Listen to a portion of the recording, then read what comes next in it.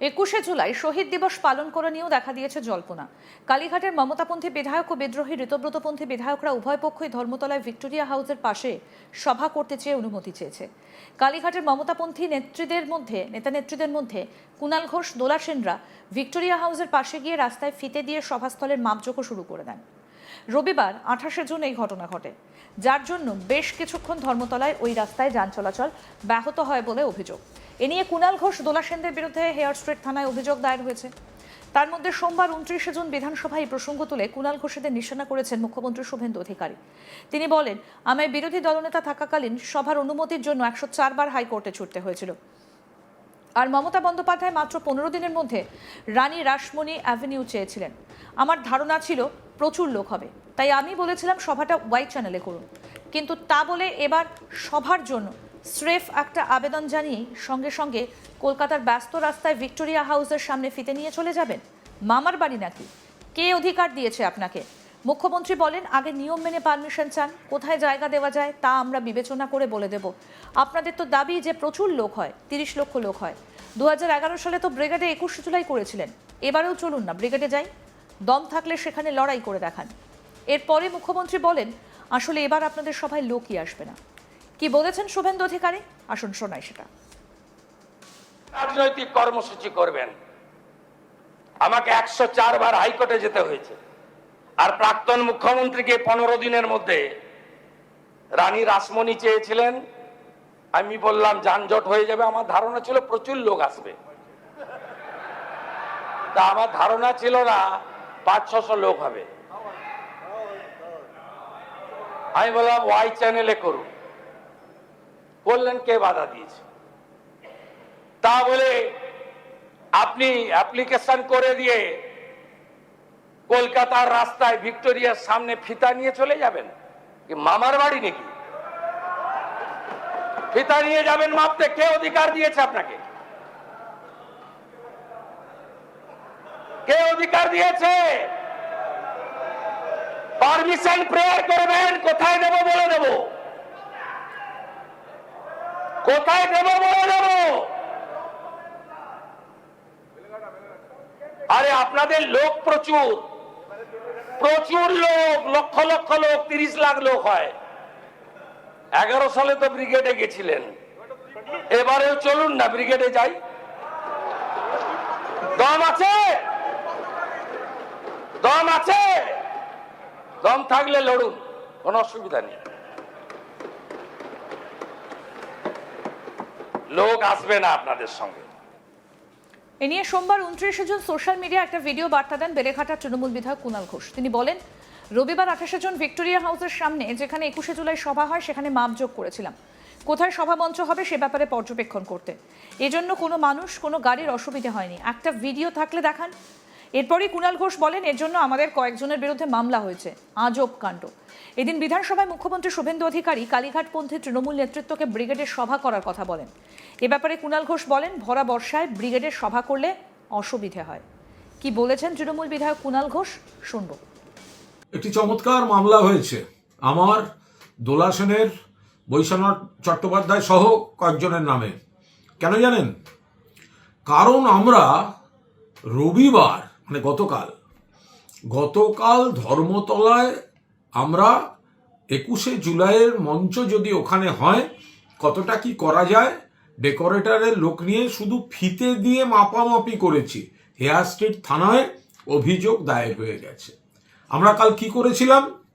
আমরা ভিক্টোরিয়া হাউসের সামনে যেখানে আমাদের মঞ্চটি হয়, তো সেখানে একটু মাপ, কারণ এবার কিভাবে কোন জায়গাটাতে করলে ভালো হয়, ছাত্র যুবরাও দু একটি দাবি জানিয়েছে, তাদের এই চাই ওই চাই, একবার প্রাথমিকভাবে দেখে নেওয়া।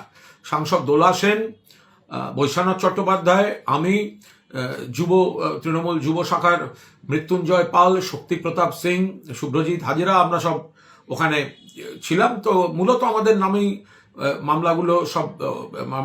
মামলাটি হয়েছে। তা আজব কথা, একটা বাঁশ নিয়ে যায়নি, বলছে নাকি যেসব ধারা দিয়েছে, আমাদের গ্যাদারিং, আমাদের অবরোধ, রাস্তা আটকে গেছে। একটা ভিডিও কেউ দেখাতে পারবেন একটা গাড়ি আটকে ছিল? রবিবার দুপুরে ধর্মতলা, ধুধু মাঠ, তার মধ্যে ওখানে রাস্তা ঘেঁষে দাঁড়িয়েছিলাম আমরা 8-10টি প্রাণী। আমরা মূলত ওটা দেখছিলাম, কারণটাও স্পষ্ট, আমরা ল অ্যাবাইডিং সিটিজেন। আমরা আমাদের পার্টি 21শে জুলাই করবে, তাই পুলিশকে চিঠি দিয়েছে। এখনো অনুমতি যেমন পাইনি, কিন্তু দেয়া হচ্ছে না সেটাও পাইনি। তো ফলে আমরা একটা প্রাথমিক পর্যবেক্ষণ করে রাখা, তো সেইটার জন্য একজন ডেকোরেটর বা ইত্যাদি নিয়ে একটা হিসাব নিকাশ করা হয়েছে। তার জন্য একজন লোকের অসুবিধা হয়নি, একটা দোকানের অসুবিধা হয়নি, একটা গাড়ির অসুবিধা হয়নি।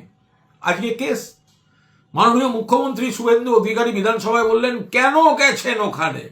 আরে ভাই গেছি, ফিতে নিয়ে মাপতে গেছি। তারপর বললেন ব্রিগেডে কেন করছেন না, যান না ক্ষমতা থাকলে ব্রিগেডে।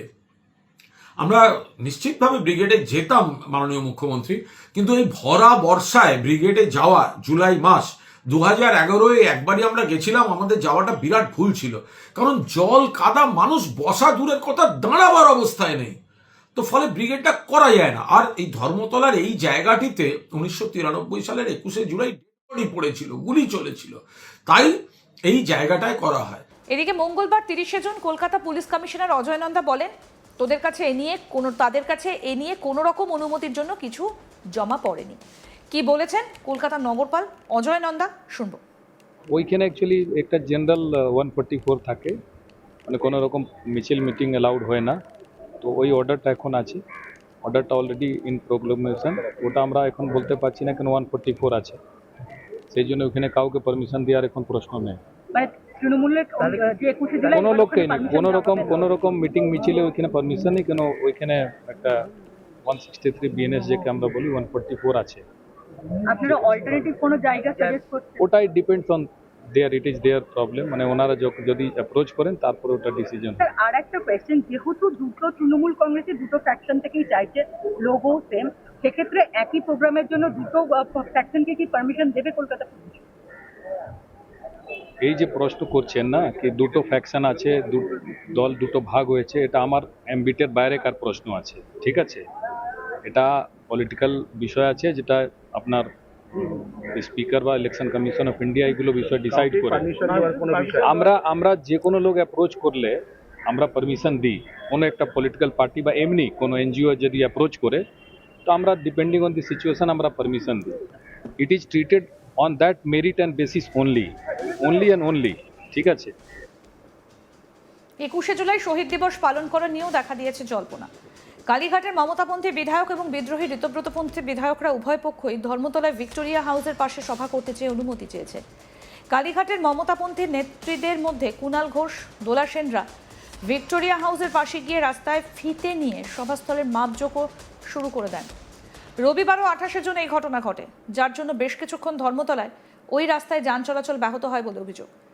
এ নিয়ে কুণাল ঘোষ, দোলা সেনদের বিরুদ্ধে হেয়ার স্ট্রিট থানায় অভিযোগ দায়ের হয়েছে। এর মধ্যে সোমবার 29শে জুন বিধানসভায় এই প্রসঙ্গ তুলে কুণাল ঘোষেদের নিশানা করেছেন মুখ্যমন্ত্রী শুভেন্দু অধিকারী। তিনি বলেন, আমায় বিরোধী দলনেতা থাকাকালীন সভার অনুমতির জন্য 104 বার হাইকোর্টে ছুটতে হয়েছিল। আর মমতা বন্দ্যোপাধ্যায় মাত্র 15 দিনের মধ্যে রানী রাসমণি এভিনিউ চেয়েছিলেন।